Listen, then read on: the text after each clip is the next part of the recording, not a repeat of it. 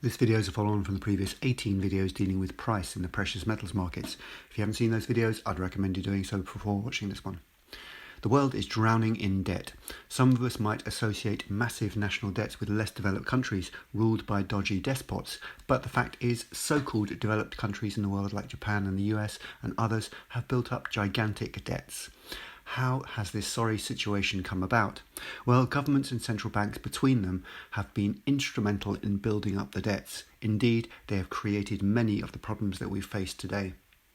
In the previous video, we talked about the gold standard acting as a restraint on government spending, and we drew an analogy with dogs and their owners.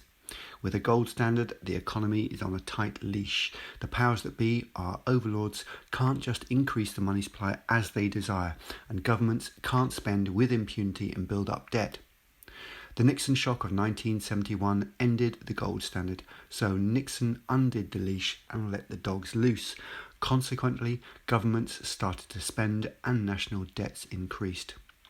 Let's turn our attentions now to government spending. The problem is that not only are there no real restraints on government spending, but they act as if there aren't any real repercussions for governments getting into debt either. The debt increases, but it's just numbers on a government balance sheet, or in the case of the US, just digits on a debt clock. As I said in the previous video, all the brouhaha concerning the debt ceiling is just a pantomime, a production put on for the masses. They will inevitably raise the debt ceiling forevermore, or until we, the people, put an end to their operations. I plan on doing a short video about this topic sometime in the future. The other thing that we have to consider is that, in my opinion, central banks have effectively incentivized indebtedness. In other words, they created a situation where getting into debt is actively encouraged. They are more than happy to fund the deficit spending of governments because, as I said in the 11th video of this mini-series and in other videos I've produced, debt is the product that central banks are selling. Deficit spending by governments are what the central banks want to see happen. From their point of view, the more governments spend, the more debt that's built up, the better for them. It's very much in their interests to see governments have gigantic debts. The governments are then put into a position where they're not just able to spend all that they desire, but they're actively encouraged to spend all that they desire. It's therefore no accident that we have national debts that we do. It's also no accident that quantitative easing and yield curve control have taken place. It's also no accident that we have economic theories like Keynesian economics and modern monetary theory, or moronic monetary theory as I call it. I'm not going to say too much about Keynesian economics or MMT here. It's beyond the remit of this particular video. And I've done a couple of videos on MMT if anyone's interested in finding out more. Suffice to say that MMT lends support to the actions of governments. Anyway, these two factors, the lack of restraint and the lack of concern about the real repercussions regarding government spending, mean that governments have been able to rack up colossal debts. As for central banking, well, I'm not going to launch into a rant about central banking. All I will say is I'm of the opinion that central banking is a complete con. I believe that governments are working in cahoots with the central bankers. They are complicit in this con, which, as far as I'm concerned, makes them partners in crime. To my mind, the separation between governments and central banks is a somewhat artificial one, and really they can be considered as being one entity.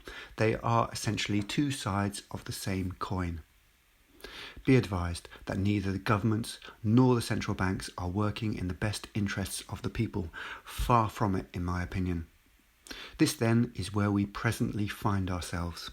And so, when the financial system we currently operate under completely collapses, that's who we need to blame. Governments and central banks have created the problems that we face today. They are the culprits. The responsibility lies with them, and that's where we have to point the accusatory finger. I should say that the system is failing now. It's just not altogether apparent at present.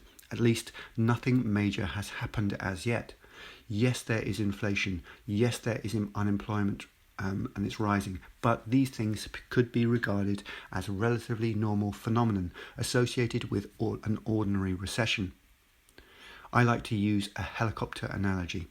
If you've ever seen a helicopter fail during flight, it's flying along normally and then suddenly something goes wrong. It doesn't take much, some minor malfunction or certain unfavourable wind conditions. Then the pilot loses control and things take a rapid and rather dramatic turn for the worst. The helicopter spins out of control and more often than not it ends in catastrophe. This is an analogy for the various economies of nation-states and various financial systems in the world. Sometime soon, something dramatic and disastrous is going to happen. For me, it's just a matter of time when a big event happens. I don't know what it will be or when it will be. Timings are always tricky, but it's a matter of when, not if. So, I hope you're prepared. Let these videos serve as a warning to you. To borrow some lyrics from the band Cypress Hill, when the shit goes down, you better be ready. I split this topic into a number of videos, so there's another however many to follow. In the next couple of videos, I'll talk about gold revaluation and what this should mean for silver also. And then we'll look at hyperinflation, because that's where we're headed. Wise up and rise up.